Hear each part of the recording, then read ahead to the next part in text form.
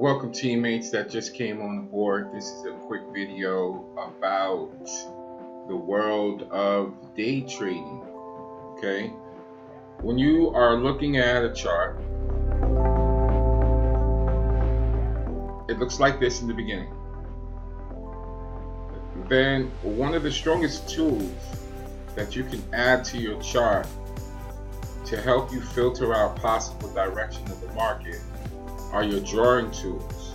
Okay, what we're looking for is we're looking for levels.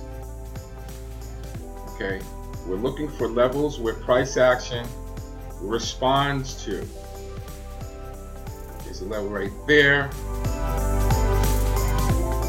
There's a level here. And when I say levels, I'm looking for like major areas, like these little short ones in here, you know, not really concerned with. I'd like to see major disturbance in the force, so to speak. You know, like this pullback right here, it stopped and it started going back up again. So as technical analysis, this is what we're looking for. We're looking for key areas where price stalled and made a U-turn. Okay, stalled, made a U-turn. Stalled and made a U-turn. Those are key areas, okay, to project into the future a possible same reaction when it comes back to that price. Now, how we are able to have an idea in the future of price action possibly was stopping and turning around again there is the use of the horizontal line. Now the horizontal line extends into the future, so we can't see this part over here yet. All right, so we see that price is starting to approach this area, so we know that from the past that this area was an area of concern because price stopped, turned back, or price bounced and kept going up. So we know in the future that 2880, around that area, okay, not precise, but around that area, there is going to be possibly an issue. Okay, so that's why we say area and not precisely on 2880. Okay, she bounced there and she reversed. Okay, and this is what we're looking for in terms of purchasing, or I'm not purchasing, but buying or selling a particular market.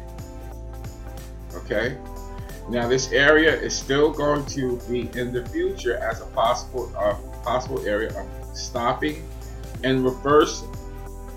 And this is what the market does all the time.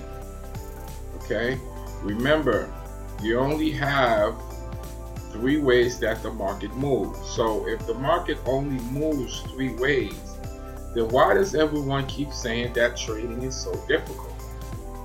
If we eliminate our options on which way the market can move, right, doesn't that narrow down which way that we should be trading? Makes sense to me. So now our option that's left is the buy.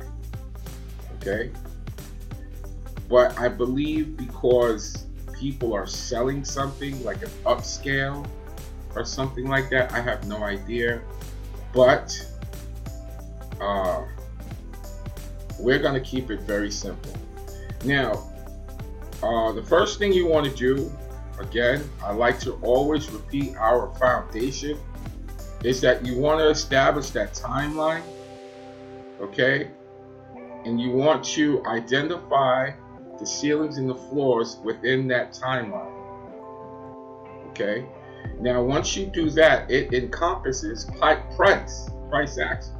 So if you think price action is going to break this ceiling, okay, you want to be purchasing down here, not at the ceiling, because as you can see, when you purchased at the ceiling for it to go higher, it did a complete reverse. Okay, and it's the same thing vice versa. If you're looking to sell the floor, if you think that the floor is going to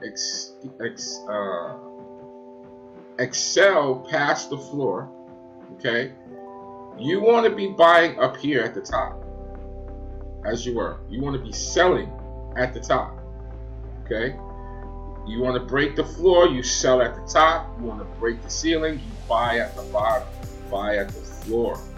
So what this does is, in the event that price action does not break above the ceiling, because you got in at the floor, okay, you've already made your ticks from here to the ceiling, okay? That's 32 points. If we do the math on 32, first of all, you got to get the tick amount. So it's 4 ticks to a point. And that move was 32 points. So you got times 32 times 4. And that's going to give you 128 ticks. Times that by 12.5, because the E-mini market, the ES, is $12.50 a tick. That one move made you $1,600 if you stayed in the whole move. Now, we have a plan. We have a slow, I know it might be a little bit slow, but it's a consistent plan, okay? Our plan is anywhere between 4 to 10 ticks, okay? So that same move would have made you 12 times 5 times, let's say 10 the max. That was a $125 move right here, okay? Now what we're gonna do is we're gonna wash, rinse, and repeat. Okay, 125. You figure 125 days, 20 times 21 trading days in a month. Okay, who else is producing this kind of profit? Okay, to your principal. You know, ain't no bank doing this. Okay, so no one can put us better in charge of our financial destiny than ourselves once you mastered the skill, okay? So in the beginning, we're not really concerned about how much demo money you could make, because that's irrelevant. That's why it's very important that you get your skill mastered, okay? Because there is something mentally that clicks inside of our heads once we go live, and we're using live money. So we have to be able to depend on our skills so it automatically kicks in, so that we're not fear-based trading. Okay? Now, once you have an understanding of how this is called our prep work, you're prep working for in the future or when you're about to take a trade.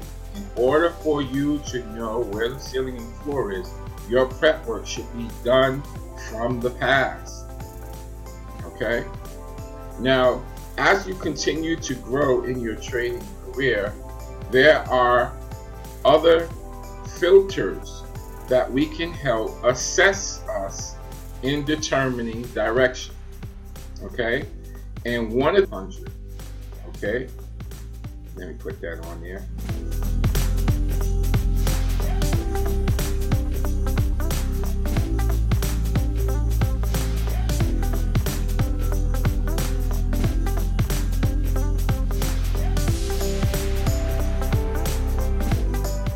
Now, there are going to be some times when you can't tell, like right here.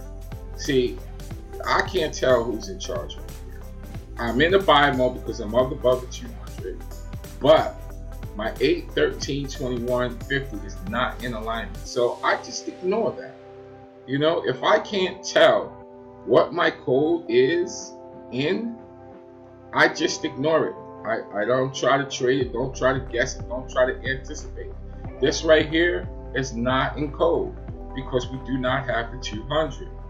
The only time that it comes back into code, which is the 8, 13, 21, 50, 200, it's right here. Okay? And that is enough for me to get my ticks to end for the day. You talking about 28 ticks. 7 times 4 is 28 plus 1 quarter, so that's 29 ticks. I only need 4 to 10 ticks a day. Actually, in actuality, I only need 2. But the more ticks that I do get in a single run, the faster my sheet will excel. Okay? So that's one of our filters, is the cold. Now on the sell side, it's in reverse. All right. So in the reverse mode, we have the 200, 50, 21, 13, and 8. Okay. And right here would be our code for a sell. As long as we're creating structure on top of this, everything starts to make sense. Okay? We want to keep everything very simple and nice and easy, and build our account up until that we can start really adding on some contracts and stuff like that, and let the compounding aspect of trading work harder for us and not us working hard ourselves. I don't know about you guys, but I am getting tired of working hard. Okay, so now it's about mental power, about mastering our skills. Once you start to see this on a consistent basis, you will automatically recognize real quick when you are in cold and when you're not in cold. All right, so that's the code. Now, last but not least, we have a momentum indicator. And the momentum indicator is just strictly showing the force in that upward movement. Okay, so you have a 0 line. All right, when I'm in cold, I like to see these histograms above the 0 line moving up. That lets me know that we have strong momentum in this move. Okay, so now with those filtering mechanisms on, now it's just a matter of developing your discipline to wait for it. Okay, just wait for it to go into cold. You have momentum, you take your trade, you get your ticks for the day, you shut down your machine. Do not try to get every trade, because the market is bigger than you, and you will most likely give back the profit that you had and then some. And it's not really worth it. If you stayed the course for about 12 months, your basket will be overflowing. I hope this was a clear video on where we're going, the journey that we're on, and I welcome you aboard, and I look forward to continuing being your mentor. This is Master B sounding out. Peace. Happy New Year.